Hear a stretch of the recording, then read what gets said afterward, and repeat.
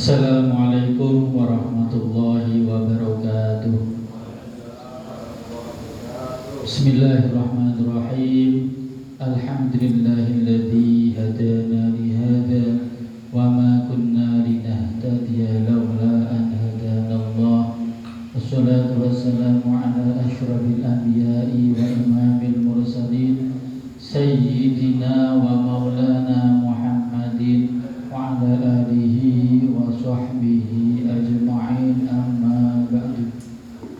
Hadratul muhtaramin para alim ulama wa para kiai sepuh bini sepuh wonten teng dukuh Krajan Gedung Dawa ingkang kawula mulyakaken sedaya pengurus takmir Masjid Nurul Islam Krajan Gedung Dawa sedayanipun ingkang kawula mulyakaken, ingkang kawula mulyakaken sedaya pengurus ranting GP Ansor Gedung Dawa saha pengurus Rijalul Ansor sedayanipun ingkang kawula mulyakaken, ingkang kawula mulyakaken sedaya sahabat-sahabat Ansor lan sedaya para rawuh sederek-sederek ingkang kawula mulyakaken sedanten. Sepindah monggolah kita ngaturaken syukur kita dumateng Allah Subhanahu wa taala biqaulina alhamdulillah wa syukru lillah ala ni'amillah. Bilih punapa dalu punika kita sedaya sing diparingi pinten-pinten kanikmatan arum nikmat iman Islam jasmani rohani sehingga kita sedaya saged nderekaken acara rutinan Rijalul Ansor ingkang dalu punika tumambah wonten ing Masjid Nurul Islam Krajan. Kabeh kalipun sholawat salam boten kesupen kita aturaken dumateng junjungan kita baginda Nabi Agung Muhammad sallallahu alaihi wasallam. Biqaulina Allahumma shalli ala sayyidina Muhammad wa ala ali sayyidina Muhammad. Mugi-mugi kita sedaya ingkang rawuh teng majelis punika lan sedaya keluarga kita termasuk umatipun ingkang asal syafaatul uzma binjen dinten kiamah, amin amin ya rabbal alamin. Langsung kemawon kawula teng mriki diamanahi saking pengurus Ansor badhe nyampeake kajian dialogis ingkang temanipun keistimewaan bulan Dzulhijjah lan ibadah kurban. Mangke kawula badhe maosaken materi ingkang sampun jenengan tampi sedaya, tapi kawula ringkes kanthi tambahan-tambahan. Badhe niku menawi mangke wonten pertanyaan monggo kita musyawarahaken sami-sami. Jadi niki istilah napa musyawarah, mboten kok tanya jawab. Nek mangke kula saged jawab nggih kula jawab, nek nabi wonten sederek-sederek sahabat-sahabat sing saged jawab nggih kawula sumanggahaken. Langsung kita mlebet ing pembahasan pertama nggih punika keutamaan bulan Dzulhijjah.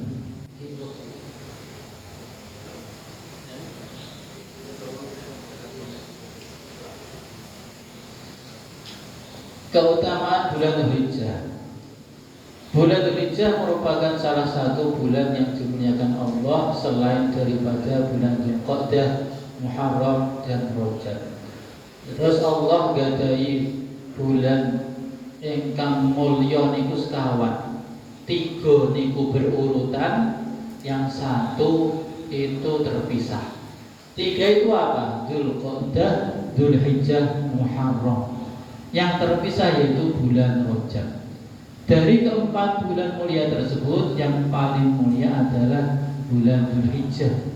Kenapa mulia? Paling mulia karena dalam bulan Dzulhijjah terdapat banyak sekali ibadah-ibadah atau amalan-amalan yang bisa diamalkan oleh umat Islam. Di antaranya apa? Ibadah haji, ibadah kurban, dan termasuk juga ada waktu yang mustajab, waktu yang mulia, yaitu 10 hari pertama daripada bulan Dzulhijjah. Dan yang paling mulia dari 10 hari tersebut adalah hari Arafah, yakni tanggal 9 Dzulhijjah. Sebagaimana yang telah disampaikan firman Allah dalam surat Al-Fajr, yakni wal fajr wa layalin ashr. Dari ulama ini dalam menafsirkan Al-Fajr wa layalin ashr ini banyak sekali tafsiran. Tapi yang paling masyhur yang dimaksud Al-Fajr itu adalah fajar di hari Arafah. Ulama lain ada yang mengatakan fajar tanggal 1 Dzulhijjah, ada yang mengatakan fajar tanggal 1 bulan Muharram, ada yang mengatakan setiap hari, setiap fajar. Nah, tapi yang paling diikuti pendapatnya oleh mayoritas ulama adalah fajar pada hari Arafah. Kenapa? Karena hari Arafah ini termasuk hari yang sangat mulia, dimuliakan oleh Allah. Banyak sekali amalan-amalan yang bisa kita amalkan, kita kerjakan pada tanggal 9 bulan Dzulhijjah. Dan yang dimaksud walayalin ashr ini ulama juga berbeda pendapat, ulama tafsir. Tapi yang paling banyak mayoritasnya adalah mengatakan layalin ashr ini 10 hari dari bulan Dzulhijjah. Jadi layalin itu aslinya maknanya malam. Tapi dari para ulama tafsir mengatakan layalin itu bukan malam yang dikehendaki, tapi hari. Jadi 10 hari daripada bulan Dzulhijjah. Nah, kemudian dari lain yang mengatakan bahwasanya bulan Dzulhijjah ini mulia, itu apa? Pertama, hadis dari riwayat Imam Ibnu Majah.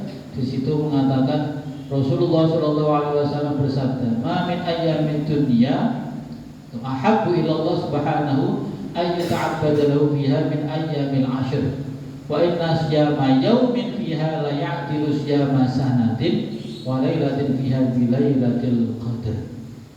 Terus tidak ada hari di dunia ini yang lebih dicintai Allah, disenangi Allah untuk dijadikan waktu beribadah selain daripada 10 hari dari bulan Dzulhijjah. Kenapa?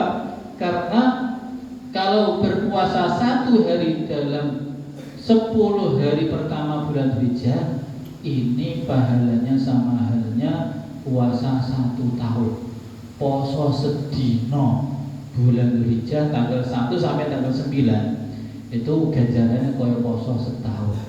Ibadah pada malam 1 Dzulhijjah sampai malam 9 atau malam 10 itu pahalanya seperti halnya ibadah ketika malam Lailatul Qadar. Itu salah satu fadilah daripada 10 hari pertama bulan Dzulhijjah. Selain itu banyak sekali amalan-amalan yang sunnah kita kerjakan pada bulan Dzulhijjah. Di antaranya tadi adalah mengerjakan ibadah kurban.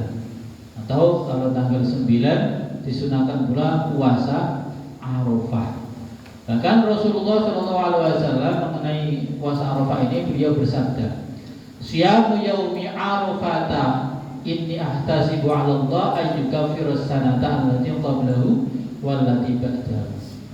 Poso dino Arafah niku saged lebur dosa selama 2 tahun. 1 tahun sebelumnya dan 1 tahun setelahnya. Niku cukup berpuasa Arafah 1 hari pada tanggal 9 Dzulhijjah. Langsung mengenai kurban, itu bersingkat waktu. Pengertian kurban. Nah, kurban itu secara atau dalam kitab itu tertulis udhiyah atau disebut dengan udhiyatun. Jadi kalau dalam kitab nggak ada sebut kurban, bukan wonten. Nggak ada yang namanya kurban. Wontennya udhiyah. Niku secara bahasa berasal dari kata duhwatun. Duhwatun itu masdar. Duhwatun artinya apa? Awal pagi setelah matahari terbit. Jadi pagi awal ketika matahari baru terbit. terbit. Jadi waktu duha sekitar jam 6, 7, jam 8 itu dinamakan duha atau udhiyah secara bahasa. Makanya kita disunahkan untuk sholat sunnah duha. Karena apa? Karena waktu sholat sunnah duha itu ketika matahari terbit melebihi dari apa itu ujung ketika ada tombak, mana tombak ngadeg. Nah itu kalau matahari kok ukurannya seperti itu, tingginya seperti tombak, itu baru disunahkan sholat duha. Itu asal kata dari duhwatu. Kemudian secara syara atau secara istilah yang dinamakan udhiyah itu apa? Yaitu hewan yang disembelih di saat hari raya Idul Adha hingga akhir tasyrik tanggal 11, 12, 13. Tujuannya untuk taqarrub ilallah, mendekatkan diri kepada Allah. Jadi yang namanya udhiyah itu koidnya ada 3, syaratnya ada 3, yaitu harus berupa hewan ternak yang diperbolehkan untuk disembelih menurut syarat. Yang kedua, dikerjakan di hari raya Idul Adha atau hari tasyrik. Ketiga, tujuannya untuk taqarrub atau beribadah, mendekatkan diri kepada Allah Subhanahu wa taala. Kemudian kurban disyariatkan pada tahun 2 Hijriah, 1 tahun setelah Rasulullah Shallallahu Alaihi Wasallam hijrah dari kota Mekah menuju ke kota Madinah. Kemudian mengenai dasar hukum daripada kurban adalah 1, surat Al-Kautsar ayat 2, fasholli li rabbika wanhar, maka sholatlah Idul Adha kalian untuk apa? Karena Tuhanmu. Wanhar, dan berkurbanlah pada hari raya Idul Adha hingga hari tasyrik. Kemudian dasar hukum yang kedua yaitu hadis riwayat Imam Bukhari. An Anas qala duha Nabi sallallahu alaihi wasallam bi kabsyaini amlahaini amfronaini dzabahuma biyadihi wa samma wa kabbara wa wada'a rijlahu ala sifahihima. Jadi Rasulullah sallallahu alaihi wasallam ketika hari raya Idul Adha pernah menyembelih 2 ekor kambing. Warnanya hitam putih, tapi warna putihnya lebih dominan, lebih banyak warna putihnya. Terus hewannya bertanduk. Beliau menyembelih dengan tangan beliau sendiri dengan membaca basmalah, takbir. Kemudian Rasulullah ketika menyembelih meletakkan kaki beliau di lambung kambing tersebut. Itu adalah dasar hukum dari hadis riwayat Imam Bukhari. Kemudian untuk keutamaannya bisa kalian dengan sedoyo baca sendiri, banyak sekali keutamaannya. Terutama yang nomor 2 itu azimu duhayakum fa innaha ala surati matoyakum. Rasulullah berkata, muliakanlah hewan kurbanmu karena ia akan menjadi kendaraanmu ketika melewati siratal mustaqim. Jadi kewan sing disembelih nalikane bodho, nalikane kurban iku sok dadi tumpakane wong sing nyembelih kurban. Bentuke pripun? Nah niku bentuke wallahu a'lam. Kok intine hadise ngoten. Duka becing pas dina napa ten akhirat ing berubah dadi mobil napa pesawat napa boten kertas, intine napa besok akan menjadi kendaraan ketika melewati siratal mustaqim. Makanya kalau kita angen-angen kaya tripod mas, angger tahun nyembelih kebo misalkan, atau nyembelih wedhus. Nah, misalkan umurnya 50 tahun berarti 50 wedhus iki ditumpaki. Tapi piye numpakine? Ini kalau dilogikan betul masuk akal. Nah, niku betul usah kita logika, tapi kita imani mawon. Ngoten niku urusane Gusti Allah. Intinya dados kendaraan besok di hari kiamat. Kemudian hukum dari berkurban. Nah, hukum kurban itu untuk umat Islam adalah sunnah muakkadah alal kifayah, sunnah yang sangat ditekankan alal kifayah. Maksud alal kifayah itu apa? Jika dilaksanakan oleh satu orang dalam satu keluarga, maka tuntutan untuk berkurban, perintah untuk berkurban dari keluarga tersebut itu sudah gugur. Nah, itu bagi orang yang mampu. Jadi saat keluarga ketika mampu, sugih, punya kecukupan uang untuk membeli kurban, ketika ada salah satu yang menyembelih kurban, itu sudah dikatakan cukup. Yang dapat pahala yang berkorban, bukan satu keluarga tapi yang berkorban. Tapi kalau satu keluarga gak ada yang berkorban sama sekali, sugih duwe kuatah wakil tapi ra gelem korban. Nah, iki hukume makruh cara madzhab Syafi'i. Tapi catatan menurut madzhab Hanafi, hukum berkorban adalah wajib bagi yang mampu. Jadi kangge yang sugih nek mampu niku nggih wajib korban tiap tahun. Madzhab Hanafi.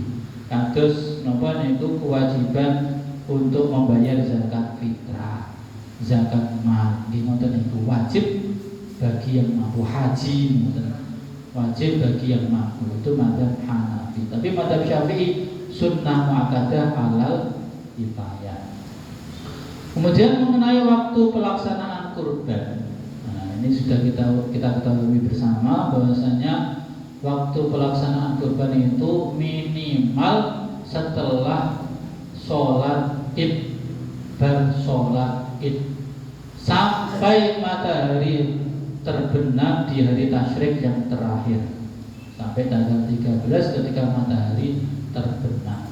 Nah, just misalkan belum sholat id kok nyembelih korbane boten sah, tapi nanti ketika dibagikan atas nama sedekah.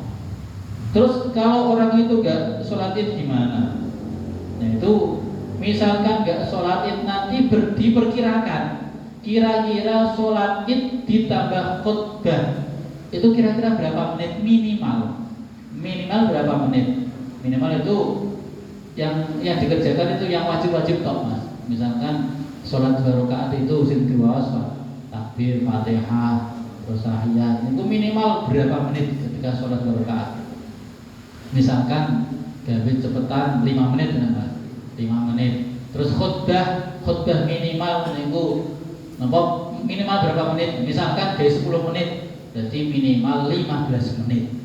Misalkan terbitnya matahari jam 6, berarti boleh menyembelih kurban jam 6 lebih seperempat itu minimal. Kalau memang nggak mengerjakan sholat id, tapi amane nggih ngentosi nopo sholat id. Paling sholatnya nggih sekedar. Makanya disunahkan ketika sholat Idul Adha niku sholatnya dipercepat, khutbahnya dipercepat. Karena apa? Karena supaya korbannya, penyembelihan korbannya itu bisa lebih cepat. Itu ketika khusus sholat Idul Adha. Catatan, jika kurban nazar dan belum disembelih sampai keluar hari tasyrik, maka tetap wajib dilaksanakan sebagai kurban yang qadha. Terus wonten tiyang sebelum hari raya nazar aku sok bodoh nazar sampai nyembelih wedhus, korban wedhus. Boten bas wedhus delalah gak sido disembelih sampai tanggal 14 Dzulhijjah. Itu tetap wajib disembelih. Karena apa? Karena sudah dinadarkan. Terus statusnya gimana? Qadha. Wajib tapi qadha. Sebagaimana kalau orang sholat subuh kok jam itu, niku wajib napa sunah? Wajib statusnya qadha, tapi wajib. Mboten kok alas jam itu ora wajib sholat subuh, niku keliru. Tetap wajib tapi qadha. Nazar nggih ngoten. Sampai tanggal 15 kok dereng dilaksanakan, tetap wajib dilaksanakan qadha.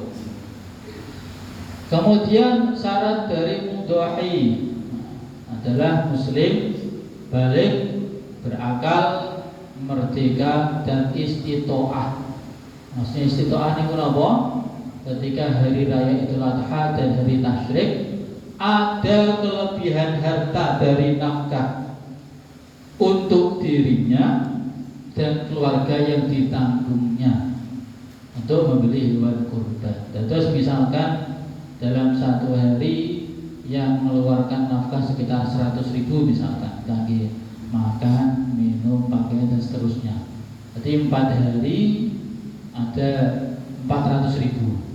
Selain punya 400.000, ia punya uang sejumlah 4 juta misalkan. Kayak gitu Bas Wedus. Nah, itu berarti dikatakan istitoah. 4 juta untuk membeli kambing atau untuk urunan sapi, urunan lembu, yang 600 untuk nafkah selama 4 hari. Berarti dikatakan istitoah. Ketika istitoah maka mendapatkan apa itu hukum sunnah muakkadah alal kifayah. Catatan, disunahkan bagi mudhahi untuk tidak memotong rambut, kuku atau bagian tubuh lainnya sejak tanggal 1 Dzulhijjah hingga pelaksanaan kurban. Kenapa kok tidak dipotong? Itu hukumnya sunnah. Kenapa? Karena sebagai apa itu saksi pelaksanaan ibadah kurban. Atau ketika tidak dipotong itu semua bagian tubuhnya ini akan mendapatkan ampunan maghfirah dari Allah. Jadi ketika dipotong, apa kurban kok dipotong? Berarti yang dipotong itu kukune belum untuk ampunan, turut diampuni Gusti Allah. Tapi ketika belum dipotong, kemudian ia berkorban, seluruh tubuhnya dari ujung rambut sampai kaki itu semuanya mendapatkan maghfirah, ampunan dari Allah Subhanahu wa Ta'ala. Itu hikmah kenapa ketika mau korban ini tidak disunahkan untuk memotong rambut dan lain-lainnya. Ini khusus bagi mudhahi sing ape korban. Tapi nek boten korban nggih, boten disunahke, dipotong boten apa-apa. Khusus bagi mudhahi. Terus catatan yang kedua, ini saat memasuki bulan Dzulhijjah tanggal 1 Dzulhijjah sampai tasyrik, ketika kita melihat hewan yang sah untuk dikorbankan, melihat sapi, wedhus atau kambing, unta, disunahkan membaca takbir. Misalkan kita neng napa niku lewat metu-metu ana wedhus Allahu Akbar. Ora ana wedhus Allahu Akbar niku hukumnya sunnah, Mas. Boleh dibaca 1 kali, boleh dibaca 3 kali. Allahu Akbar, Allahu Akbar, Allahu Akbar. Dimanapun kapanpun selama tanggal 1 Dzulhijjah sampai berakhir hari tasyrik itu hukumnya sunnah. Jadi misalkan kok napa niku ning pasar ana wedhus Allahu Akbar, ketemu wedhus ini Allahu Akbar, bolak-balik takbir. Niku hukumnya sunnah. Terus kemudian syarat hewan kurban. 1, milik mudhahi atau milik orang lain tapi diberi izin untuk dijadikan kurban. Nah, misalkan dari orang tua memberikan anaknya, nah iki kurban tawek nang kowe di sebelah kurban nang masjid. Nah, itu berarti boleh. 2, berupa hewan ternak, kambing, domba, sapi atau unta. 3, tidak terdapat cacat yang menyebabkan tidak sah. 4, sudah mencapai umur yang telah ditentukan oleh syarat. Nanti di bawahnya ada pembahasannya.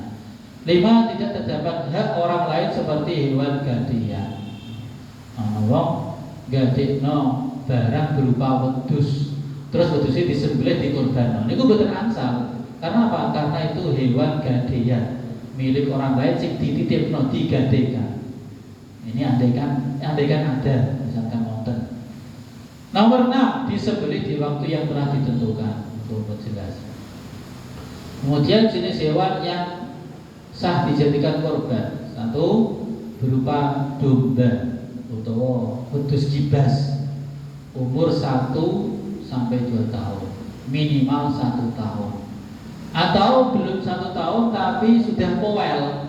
Nah, jadi nek wonten wedhus kibas dari 1 tahun wis powel. untune wis tanggal.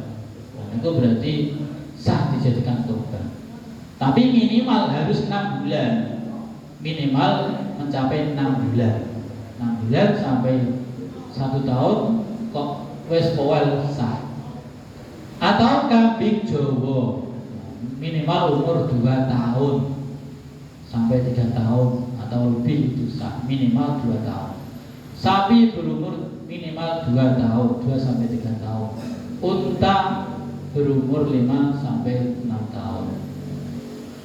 Catatan, jika tidak memenuhi umur tersebut maka tidak sah dijadikan kurban. Meskipun hewan tersebut gemuk utawa dagingnya akeh. Wonten wedhus umur 9 sasi belum powel tapi gede besar. Niku ketika dijadikan kurban boten sah. Kenapa? Karena minimal 1 tahun. Nek domba nek wedhus kibas. Atau minimal sudah powel. Sapi umur 1 tahun wis gede. Niku boten sah. Ya, karena apa? Minimal 2 tahun. Nah, terus untuk mengetahui umur hewan tersebut cukup ditanyakan pada penjualnya. Jika memang dipelihara sejak kecil, sejak lahir. Nah, jika ragu bisa ditanyakan pada ahlul khubroh atau selain apa? Tukang jagal. Sing paham hewan iki umure semene, iki semacam dikorbanno, iki durung niku pun pas. Tapi nek boten betul tukang jagal agar takok penjuale. Niki pun pirang tahun, Pak? Iki wis 2 tahun, iku wis cukup. Gak usah diteliti di takokno ning kono kene boten usah, ngel-ngel. Kemudian syarat hewan yang disembelih. Hewan yang akan dijadikan korban tidak boleh memiliki cacat atau aib yang bisa mengurangi kualitas dan kuantitas daging sehingga menyebabkan korban tidak sah. Contoh itu seperti buta matanya, wedhus matanya buta, PC boten sah. 2 pincang kakinya, mlakune napa niku deglok-deglok niku boten sah. 3 sakit tubuhnya, awake lara sampai kurus sampai kering, ketok kulit tok, niku nggih boten sah. 4 kurus badannya. 5 terdapat cacat di tubuhnya seperti ekor dan telinga yang terpotong. Jadi ketika ada kambing atau hewan kurban yang enggak ada ekornya atau terpotong atau telinganya terpotong meskipun sedikit niku boten sah.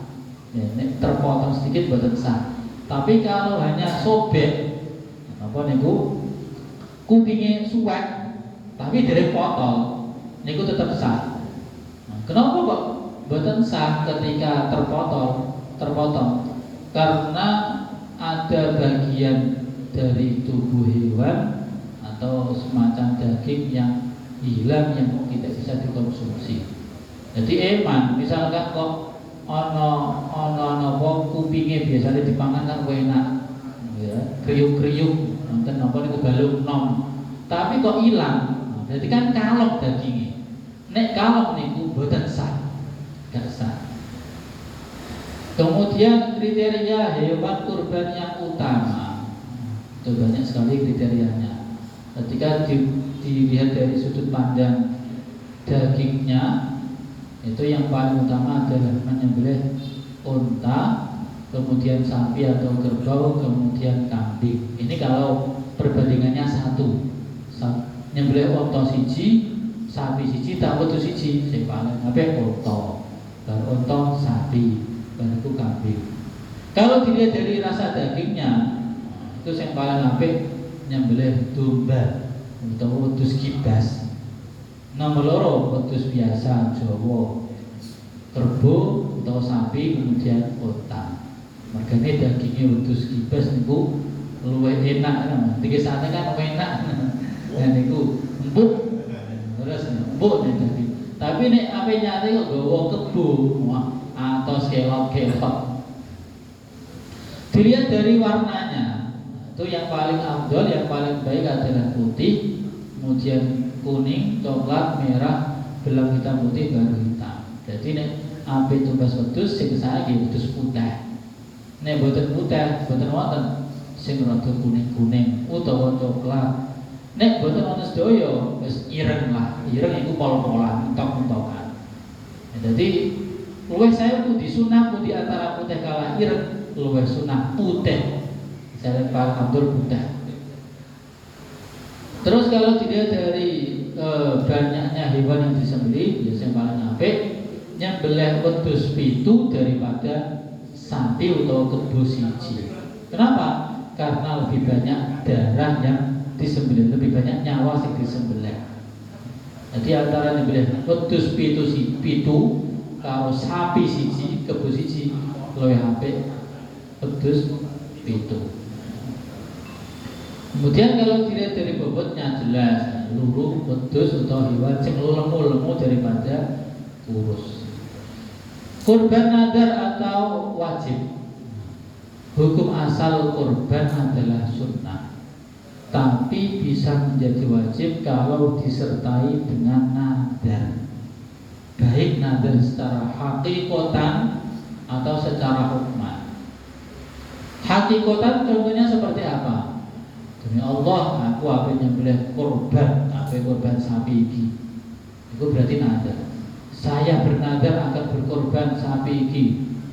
Tuku sapi baru dia ngomong, aku nadar sok bodoh korban sapi ini.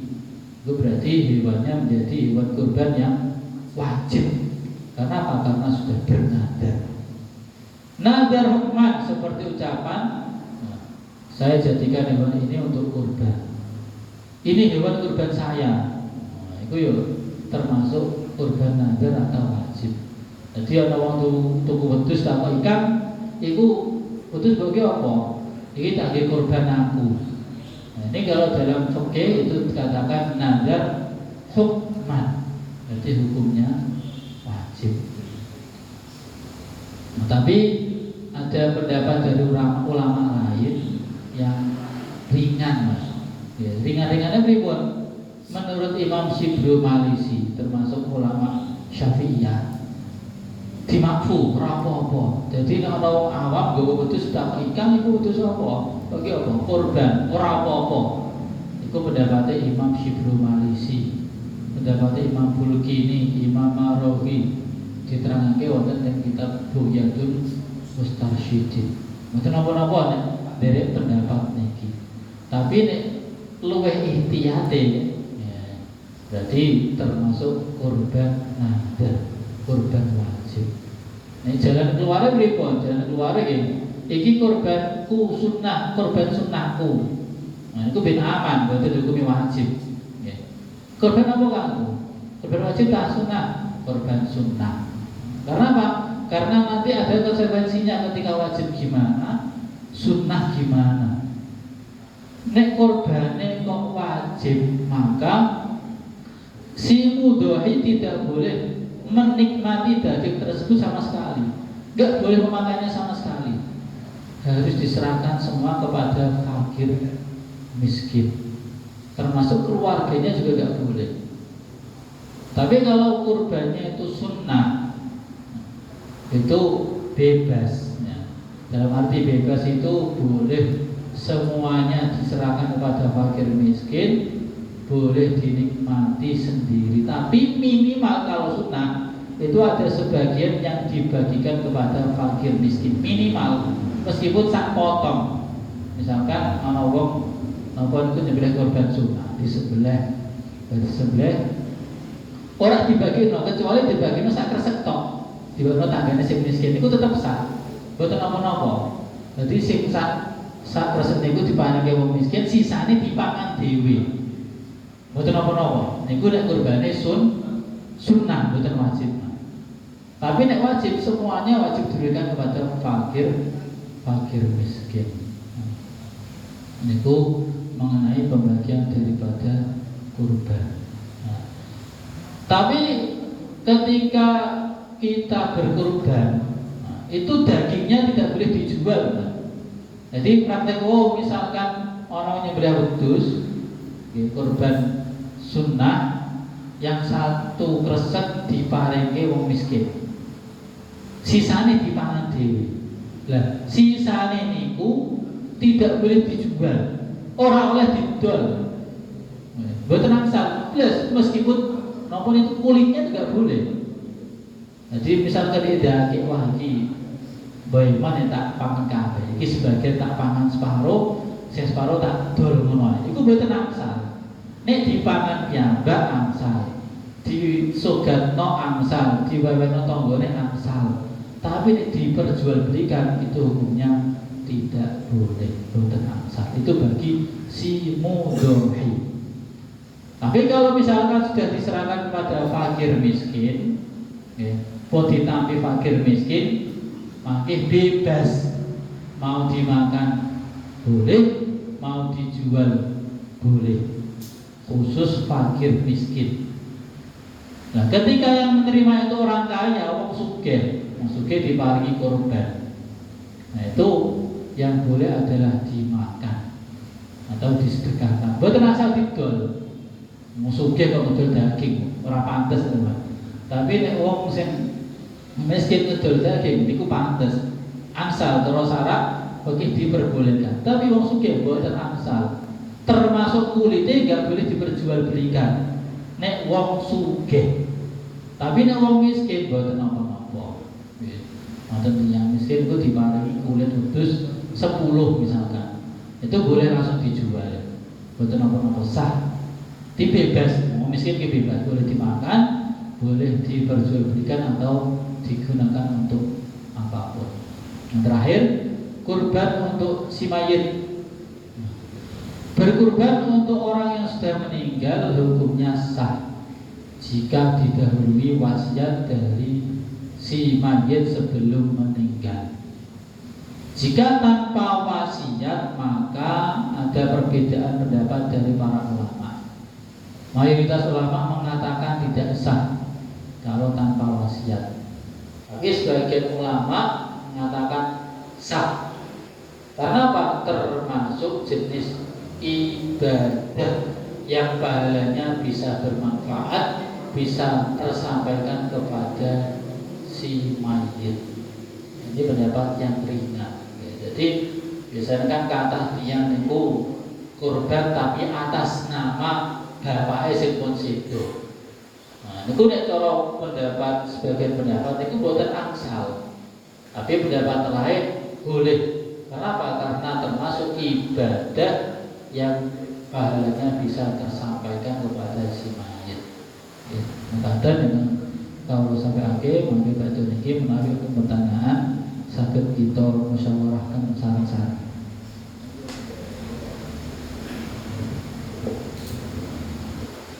Terus dumateng Ustaz Haris ingkang sampun menyampaikan materi yang sudah disiapkan. Selanjutnya yakni musyawarah ya. Utawi ingkang badhe tamat atau ingin menanyakan terkait tema bulan Dzulhijjah dan tentang kurban, silakan kita buka untuk 2 pertanyaan terlebih dahulu kemudian dijawab. Kalau sudah selesai nanti akan kita lanjut lagi kira-kira sampai setengah 11, betul. Kalian sampai setengah 11 biar enggak terlalu malam. Semoga bagi yang pengen bertanya, monggo saya bertekad langsung takut kemana.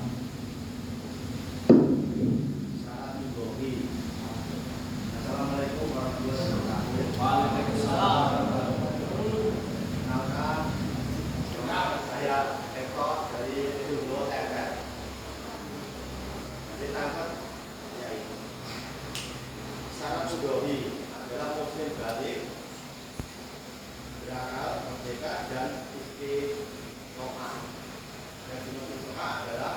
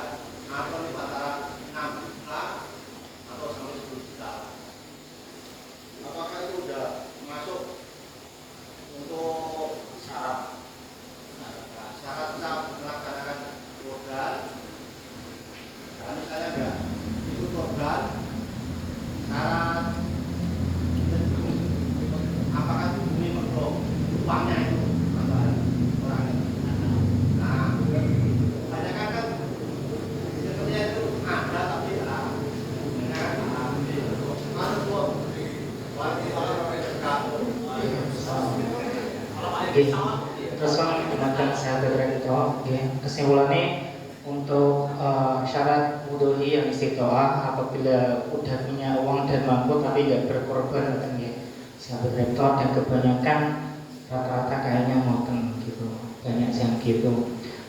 Kira-kira jawabannya nopo ngoten ya. Tanpa tunggal malih, silakan yang ingin bertanya sekaligus tentang kurban. Kalau emang sudah dua nanti langsung dijawab oleh Al Ustaz. Saking remaja masih di monggo.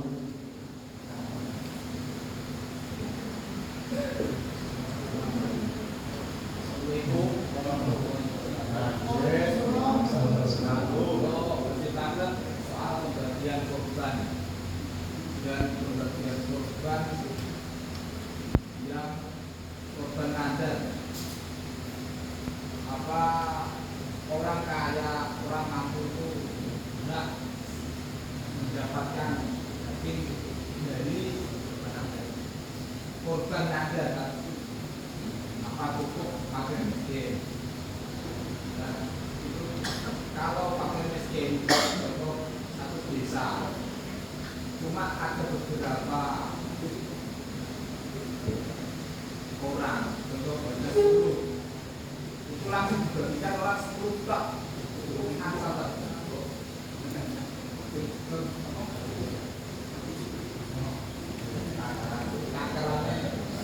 nakalannya ngomong miskin karena orang mampu ribut.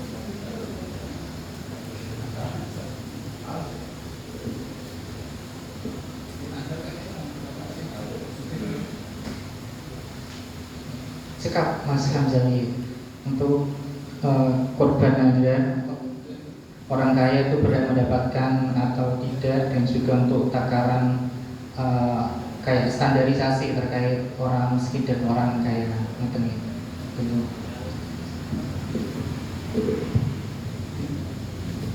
Untuk yang pertama mengenai istitoah.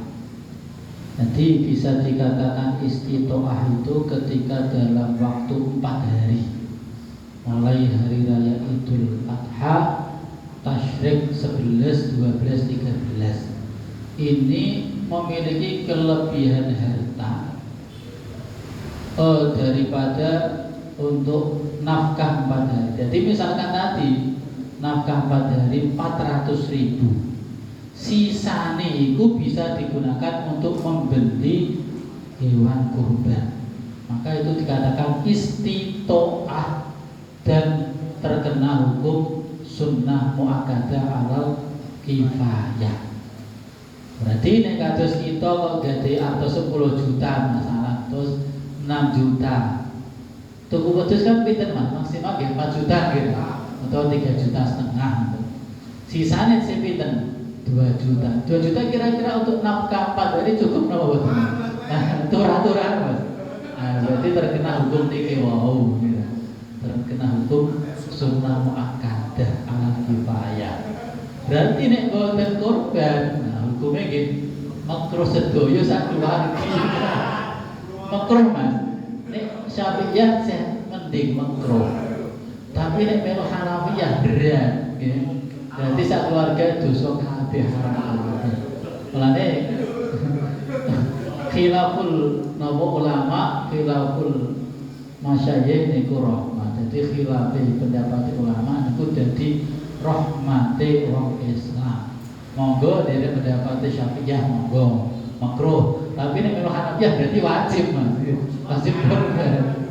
Niku ingkang pertama. Ingkang nomor kali Mas.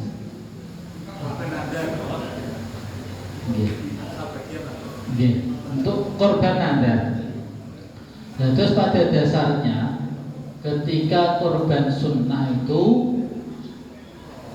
ini kan korban sunnah begini. Ketika korban sunnah, dagingnya itu boleh dinikmati sendiri, boleh diberikan atau disedekahkan kepada fakir miskin, boleh dihadiahkan kepada orang-orang kaya. Istilahnya itu hadiah sama sedekah. Nah, sedekah itu berarti fakir miskin, kalau hadiah berarti orang Kalau fakir miskin menerima boleh digunakan sembarang, didol oleh dipangan boleh. Tapi kalau orang kaya ketika menerima enggak boleh dijual, hanya boleh dikonsumsi. Itu kalau sunnah. Nah kalau berupa itu nadar, kurban yang nadar, maka semuanya harus diserahkan kepada fakir miskin, disedekahkan pada fakir miskin. Enggak boleh dinikmati oleh orang kaya, enggak boleh dimakan keluarganya, enggak boleh. Jadi misalkan gadai tonggo Pak Le, Pak D sing dikatakan miskin boleh diserahkan, boleh dikasih. Enggak harus orang lain sing main kono, enggak harus. Sing paling akeh, sing paling saiki dulure piyambak sing miskin. Tanggine sing miskin. Berarti nek boten diserahke teng fakir miskin boten sah. Misalkan dagingnya mau pinten sak kintal, hakene mboten 10 kilo lah, 10 kilo. Nah, sing 9 kilo diparingi fakir miskin. 1 kilo kok dibayar wong sugih. Misalkan iki berarti 1 kilo iki boten sama. Harus duman, istilahnya itu duman. Duman itu ganti rugi. Nek wis kadung diparingi wong sugih wani njaluk tak boten Mas kira-kira. Nek boten wonten nggih, tugas napa niku daging teng pasar sekilo diparingi fakir miskin. Niku istilahnya duman, ganti rugi atas apa itu daging yang telah diberikan kepada orang kaya. Nah, terus tadi napa standar fakir miskin di kados zakat, Mas. Ketika orang itu bisa menerima zakat dalam status fakir miskin, maka orang itu bisa menerima apa itu kurban status fakir miskin. Nah, standarnya ngoten niku. Jadi nek wayah malam riyaya kok nampa zakat fitrah. Nggih, berarti nggih angsal nampa daging kurban nadar. Jadi wali ane fakir miskin apa? Sugih, Mas. Saiki standare sugih fakir miskin ku pripun, Mas? Niku standare. Jadi standare niku mangke wonten beberapa perincian, Mas. Ada yang dikatakan orang itu kaya raya, sugih, orang kerja sugih pol. Misalkan orang kerja duitnya itu bisa gimana sampai dia mati. Nah, standarnya umur 63. Jadi duitnya sak miliar orang kerja ora apa-apa. Yang omah tengah temu mangan ngombe turu tutut niku. Tapi duitnya sak miliar itu dikatakan sugih. Pun jelas niku. Atau orang itu mempunyai harta ya, dalam satu hari, satu malam itu bisa digunakan untuk nafkah sehari-hari ya, tapi kudune lancar, Mas. Misalkan ngeten ya, misalkan satu hari itu ia mengeluarkan uang untuk belanja kanggo mangan ngombe itu 100.000 ya, 100.000. Sedangkan satu bulan penghasilannya itu 10 juta misalkan, itu bisa dikatakan sugih. Nek pancen penghasilannya lancar, Mas, mboten mudah mandeg lho. Tapi nek kadang ono kadang ora, niku belum bisa dikatakan kaya. Di nyuwun sewu misalkan wonten napa niku kuli-kuli nyuwun sewu misalkan. Niku kan kadang wonten kadang mboten, Mas. Kadang nek rame nggih untuk sedina 200.000, kadang sepi sedina 50.000, kadang 10.000, niku belum bisa dikatakan goni kaya. Berarti bisa masuk dalam status miskin atau fakir miskin.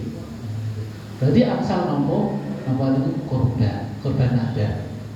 Terus pembagiannya, pembagian daging itu nanti bebas, Mas. Sing penting sing nampa niku fakir miskin.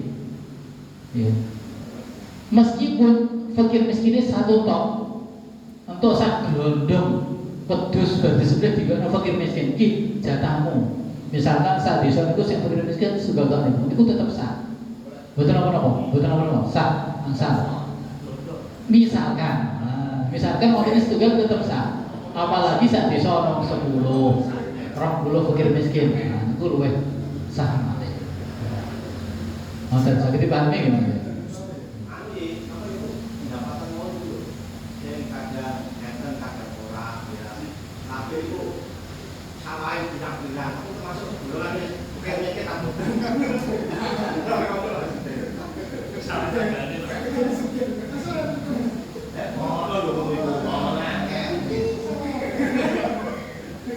Nggih, jenenge tiyang kan kathah. Nggih. Kadang tiyang niku mboten kerja, tapi ngandalke sawah ya. Ngandalke napa niku tabungane.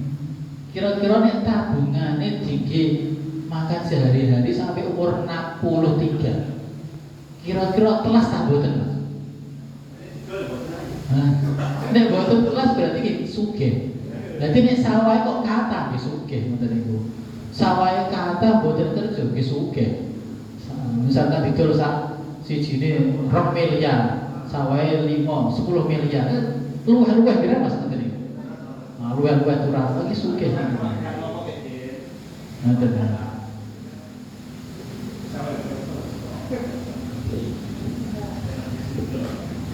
Sampun jelas ya sahabat Rektor, sahabat Hamzali.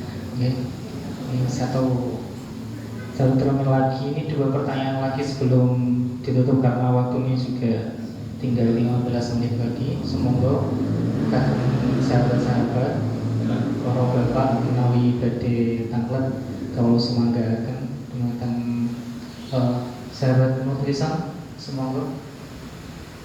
Kalau kudohi mengenai istiqoah saya ini, yang dimaksud istiqoah ini kan adalah saat dari Idul Adha dan hari Tasyrik ada terminalkan dari nafkah dirinya dan keluarga yang ditanggungnya untuk memberi hewan kurban. Jadi pertanyaan saya, kalau kepala keluarga atas nama kepala keluarga yang kurban, misalnya Imron Manabi, apakah istri dan anaknya itu angsal pahala atau bukan? Ini kan dimasukkan nafkah dirinya dan keluarga. Pada kurban ya. Pada kurban. Mas Sami. Saya tanggung dulu pertanyaan yang terakhir. Monggo Pak.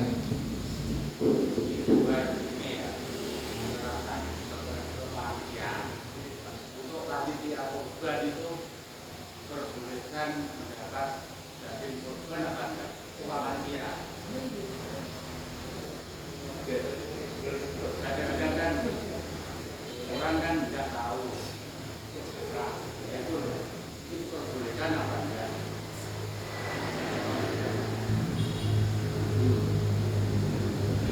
Yang terus Pak Fadli terkait panitia korban di Tony Angsal bikin korban apa semoga langsung dijawab mohon.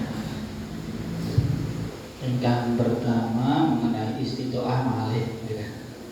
Terus ngeten kan wonten sunnah muakkadah al kifayah, wonten fardu kifayah. Contonipun fardu kifayah niku napa niku salat jenazah. Di fardu kifayah niku misalkan dilakukan 1 orang, 1 kaum, 1 masyarakat, 1 desa tidak dosa. Inten-inten misalkan wonten jenazah sing nyolati wong setunggal utawa wong sedoso niku sing entuk ganjaran wong sedoso apa sak desa? Sak desa entuk ganjaran ta mboten? Mboten dosa nggih, ganjaran. Sing nyolati niku tiyang sedoso nggih, tapi sak desa niku sanes entuk ganjaran apa mboten? Mboten ama. Kok wino ngoten. Boten sholat, boten napa-napa kok untuk ganjaran. Nggih. Nggih sing untuk ganjaran pahala nggih niku sing nderek sholat. Kados iki nggih sami kira sunnah muakkadah alal kifayah. Berarti yang melaksanakan 1 orang atas nama 1 orang kepala keluarga. Si korban bapake atas nama bapake. Berarti sing untuk ganjaran nggih bapake mawon. Tapi nek atas namane sing tugas bapake atas nama garwane. Ini ganjarannya pakai double. Sing bapaknya itu ganjaran karena telah membantu istrinya untuk berkorban. Sing istrine untuk ganjaran karena apa? Karena berkorban. Anak-anaknya nggih boten. Kecuali nek ngeten, kecuali napa nalikane korban niku atas namanya 1. Tapi ganjarannya mangke tak bagi neraka karo keluargaku. Ini kebetulan apa-apa, tapi atas namanya setunggal lho. Iki kurbanku atas nama, iki kurban atas nama istriku. Tapi ning jero atine diniati ganjarane tak wekno sak keluargaku. Niku sah. Kenging. Sing penting mau atas namanya setunggal. Enggak boleh atas nama satu keluarga boten angsal. Waktu siji tinggi kurban wong 10 boten angsal. Waktu setunggal kangge yang setunggal tapi niat ganjarane diparingno sak keluarga. Untuk diparingi bapak ibune niku angsal. Ngoten nggih Pak. Terus ingkang napa kan nomor kali panitia kurban. Terus panitia kurban niku nek cara teng fikih istilahipun niku wakil saking mudhahi. Wakil saking muwakil. Nek mudhahi niku dados statuse muwakil, nek panitia niku statuse wakil. Nah, wakil atau panitia niku harus melaksanakan apa itu kurban, penyembelihan kurban, pembagian kurban sesuai dengan arahan daripada si muwakil atau si mudhahi. Kalau misalkan si mudhahi dalam akadnya kok gak tercantum panitia gak boleh menikmati, gak boleh memakan daging kurban, berarti boten angsal panitianipun, terutama ketuanipun. Tapi kalau dalam akadnya kok ditambahi, ini kurban saya serahkan kepada jenengan sebagai wakil dan boleh menikmati daging kurban punika, niku berarti angsal. Terus ingkang ting jetak nggih wonten niku nalikane nalika akad niku wonten tulisane ngoten. Ini saya serahkan, saya wakilkan kepada panitia dan panitia berhak untuk menikmati daging kurban. Ngoten apa? Ngoten Pak. Terus? Nggih. Calon kangge mudhofi niku padha panitia boten bingung ngoten. Biasane kan Pripun? mudhofi niku nek wakile nek contoh panitia niku misale maringi tulisan kaya tulis sing kados sing jenengan sampeyan niku nek mudhofi niku asal kanggo akad niku direncanakan dulu. Terus neteng jetak niku prakteke ngoten, nalikane malam bodho niku wonten akad-akadan antara si mudhoi dan si wakil. Si wakil mangke napa niku salaman kali mudhoi. Niku salaman boten napa. Sing penting ku lafaz segotipun. Saya serahkan daging korban hewan korban ini kepada jenengan untuk ditasarufkan dan jenengan boleh berhak untuk menikmati daging korban ini. Itu mangke angsal boleh mengkonsumsi dari ketua panitia itu.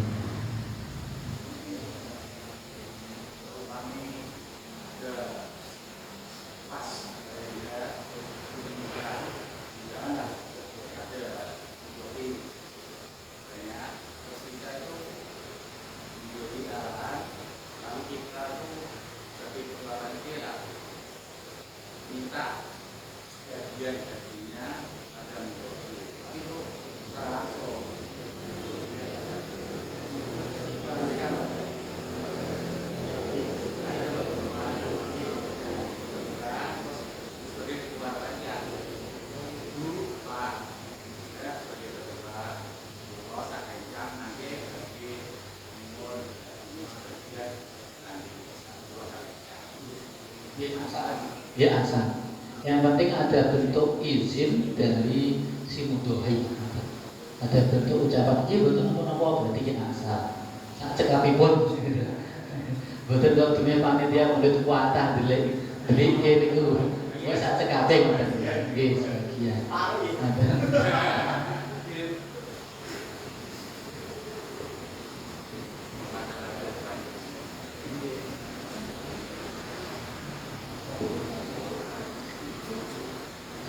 Terakhir satu penanya lagi, kalau misal malu-malu boleh WhatsApp mawon boten napa-napa. Setunggal Mas Khairuddin menawi badhe tanglet mumpung ini kesempatan masih wonten satu lagi.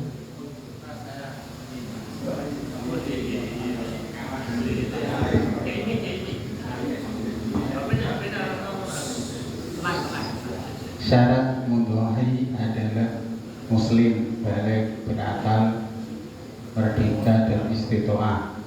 Yang saya maksud muslim itu kan beragama Islam dan sholat. Kalau beragama Islam tidak sholat, menurut kitab Sulam Taufik, kalau meyakini sholat itu baginya tidak wajib dan tidak menjalankan, berarti dia tidak kategori muslim, dia seorang kafir. Terus kalau dia tidak sholat tapi meyakini sholat itu wajib, dia dihukumi muslim tapi berdosa. Kalau saya yang di masyarakat, kalau nggak sholat tapi dia itu muslim atau tidak. Kalau tidak muslim berarti dia non muslim, kafir. Kan tidak boleh kurban.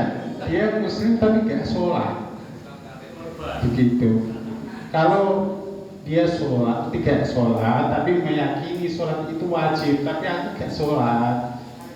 Yang kedua, dia tidak sholat tapi dia tidak meyakini sholat itu begini, dia orang wajib. Iku berdosa tapi dia ijek Islam. Ning ngono ijek sah. Ning sing takone iku Pak. Wis.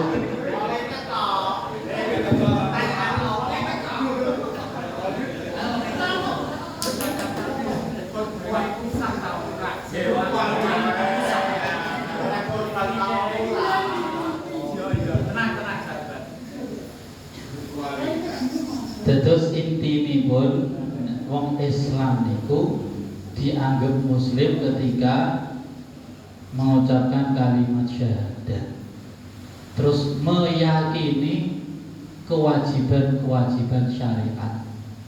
Yakin nek sholat itu wajib, yakin nek poso Ramadan itu wajib, yakin nek haji niku wajib, meskipun orang tahu sholat, meskipun orang tahu poso belas ngerjino mukaan, tapi baru tahu iki napa ora poso, rasa-rasa. Cara kowe wajib ta? Ya wajib, tapi aku rasa-rasa.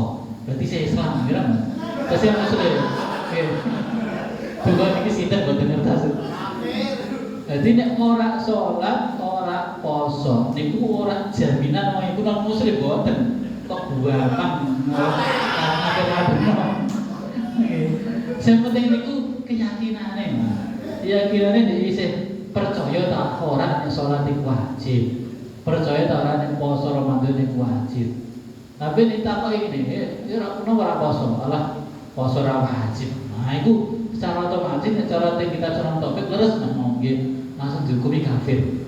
Kenapa ora salat? Alah salat ora wajib. Kafir.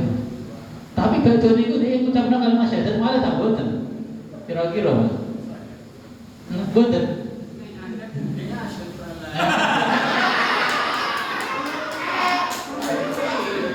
Saya itu mengucapkan kalimat syahadat gitu. Oke, Anda jawab Pak. Jawab Dan terus badhe niku kok misalkan mengucapkan kalimat syahadat malih gitu. Berarti statusnya gimana? Islam neh, Mas. Nanti Islam terus keluar Islam. Niku beda. Sing penting apa? Keyakinane niku mau. Keyakinane dia percaya nek salat wajib ta mboten.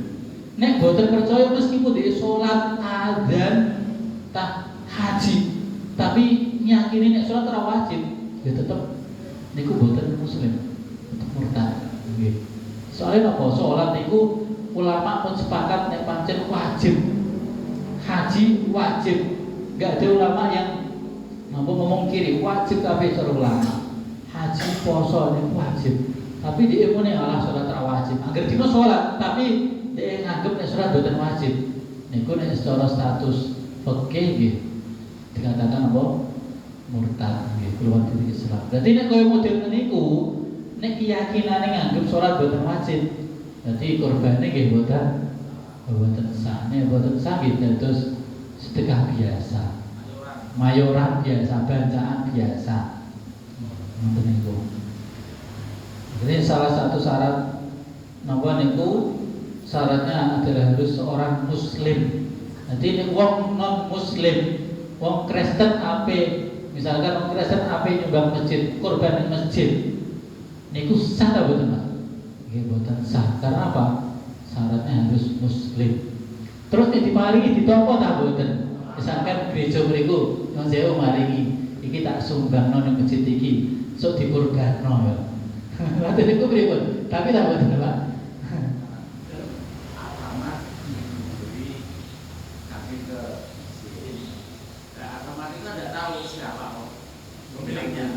Terus ada namanya kan ada itu memang makan untuk makan orang Sampai dulu gitu. Misalkan tadi ikan memiliki kan, saking Alfamart, tapi misalnya saking Jarum, Sukun, nomor perusahaan sanese kok maringi nomor wedhus di masjid. Niku nek status nama mudho ini boten jelas. Ya makanya statusnya betul kurban, mayoran gitu Pak, terus mayoran. Nggih sami mawon non muslim nek maringi napa wedhus di masjid status nggih mayoran. Nggih tapani mencoba napa-napa. Tapi tiyang kok boten bisa diparingi kurban, boten sah. Karena syarat penerima daging kurban itu harus Islam, harus muslim. Lah mosok ora diparingi pripun? Tak kei wedhus sak glodok aku ora dikei misalkan. Motor itu solusinya pripun Pak? Misalkan non muslim sugih pol terus maringi kurban, tapi boten diparingi balik. Nanti saya ini ditugaskan di pasar gitu. Daging sak kresek yang diparingi niki lho. Kurban, kira tak muni ngono Mas. Iki lho kurban. Etok-etok kono ora ngerti wae. Ngoten. Saking jemaah online bayai niki nanyake via WhatsApp. Hukumipun hewan kurban ketika hari H waktu mau disembelih matanya kecolak berang. Waktu mau dipotong sehingga sebelum dipotong matanya sudah cacat alias PC niku hukumnya pripun? Jadi sebelum disembelih niku matanya sudah terkena berang dan menjadi cacat. Niku hukum hewan kurbannya bagaimana?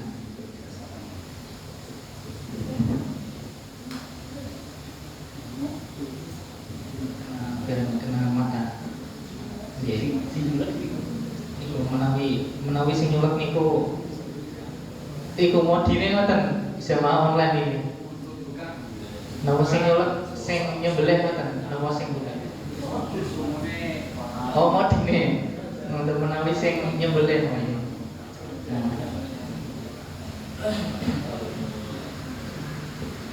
Terus misalkan wonten hewan kurban pun diparingi teng masjid normal, boten wonten penyakit napa mawon, boten wonten cacate. Tapi delalah pas ajeng dikurban atau dalune tukaran serudukan ya. Wonten sing matanya kuculek akhirnya PC utawa utuh. Niku make pripun hukume? Sah dijadikan korban nopo boten. Nah niki asline nek derek nopo niku hukum asale cara mayoritas ulama niku nggih hukume boten sah. Karena syaratnya harus normal, sehat. Boten wonten cacate. Boten wonten nopo penyakit mripat, boten utawa boten pincang. Meskipun penyebabnya niku nalikane ape disembelih, wonten wedhus utawa kebo, bareng ape disembelih niku goyang-goyang sampai napa niku sikile toklek misalkan. Ngoten niku asline boten sah, boten angsal dijadikan korban. Terus sing tanggung jawab sinten? Sing tanggung jawab nggih panitiane asline ngoten niku. Jadi panitiane kedah napa niku ngawasi tenanan, ngati-ngati tenanan. Ampun sampai jo tukaran tuh gundangan nalikane disembelih aja sampai apa sikile toklek. Niku cara hukum asale boten angsal. Tapi niki wonten pendapat nggih sanese kita kula dikake takdir.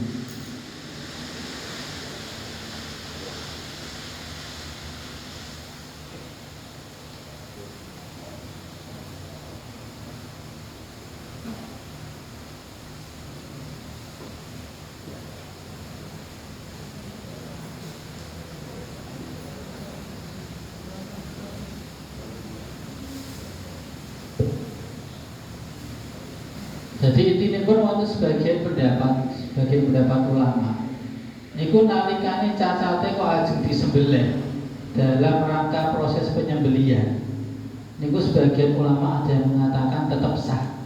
Jadi ajeng disembelih ternyata wonten wonten cacate sikile deglok. Nah, niku sebagian ulama niku ada yang mengatakan sah. Tapi niku di kalangan madzhab sanese, boten madzhab Syafi'i.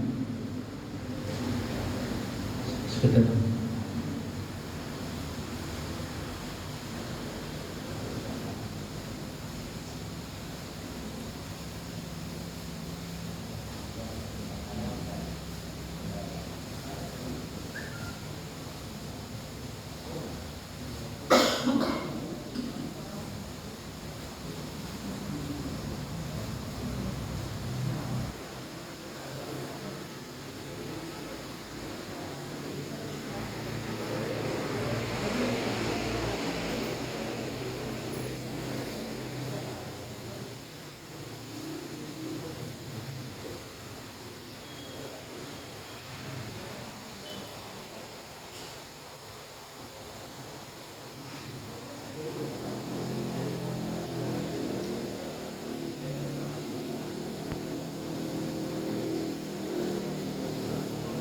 Ya, ini pendapat yang memperbolehkan itu dari pendapat Hanafiyah dan Hambaliyah. Kalau menurut Malikiyah dan Syafi'iyah, ketika cacatnya itu proses penyembelihan, bareng apa dibrukno ternyata sikile pincang. Ya. Niku cara Malikiyah dan Syafi'iyah niku boten sah. Tapi cara Hanafiyah dan Hambaliyah niku boten apa-apa tetap sah. Niku ketika cacatnya proses penyembelihan. Tapi nek cacatnya niku kok dalune, nggih kundangan dalune. Itu karang, niku nggih boten sah, boten sah. Niku wonten pendapat saking madzhab sanese, nek Syafi'iyah nggih boten sah. Jadi nek cara Syafi'iyah iku sing penting nalikane ape disembelih iku normal, boten wonten penyakit napa mawon, boten wonten cacate napa mawon. Masuk perinsilan tunggal. Nek masalah perinsilan, ya perinsilan niku boten cacat perinsilan. Nyuwun sewu nggih, misalkan wonten wedhus kok tanpa perinsilan, niku cara fikih tetap sah. Karena yang diambil, yang dikonsumsi itu rata-rata dagingnya. Boten perinsilan ini, saya boten perinsilan. Jadi nek wonten wedhus tanpa perinsilan tinggi korban niku sah. Wonten ibarat referensinya teng kitab niku kula deputi kok supaya.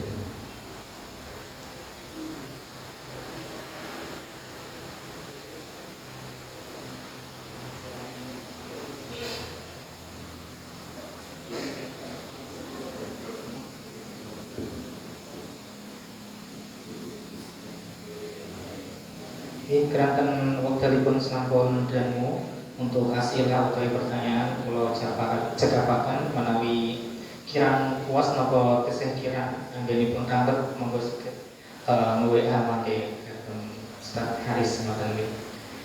Karena saking kawula selaku moderator yang memandu jalannya kajian dialogis kali ini, apabila ada kesalahan mohon maaf yang sebesar-besarnya. Semoga dengan adanya majelis kali ini bisa menambah semangat kita dalam beribadah di bulan Dzulhijjah, dan semoga kita semua bisa menjadi orang yang istiqomah ataupun mampu untuk berkorban di kemudian hari. Amin Allahumma amin.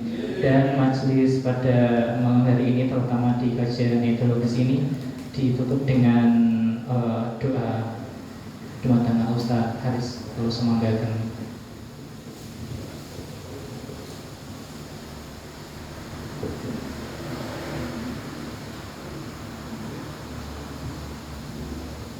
Bismillahirrahmanirrahim. Alhamdulillahirabbil alamin. Hamdan yuwafi ni'amahu wa yukafi mazidah. Ya Rabbana lakal hamdu kama yanbaghi li jalali wajhika wa 'azimi sultanik. Allahumma shalli 'ala sayyidina Muhammadin wa 'ala ali sayyidina Muhammad. Allahumma taqabbal wa taqabbal salatana wa siyamana wa qiyamana wa qira'atana wa 'ibadana wa jami'a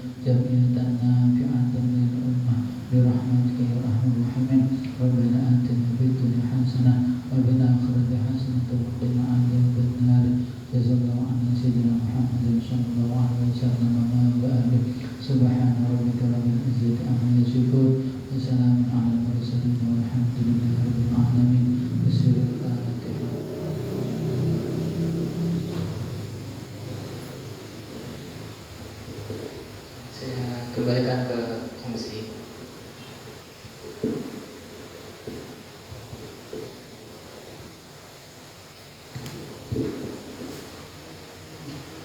Dicara selajengipun nggih menika penutup, semoga dicara kita tutup kanthi masan tasbih lan selawat. Subhana rabbika rabbil izzati amma yasifun wa salamun alal mursalin walhamdulillahi rabbil alamin. Wa salli ala sayyidina Muhammad. Assalamualaikum warahmatullahi wabarakatuh. Ngapunten nyuwun foto santawis nggih, foto sareng-sareng.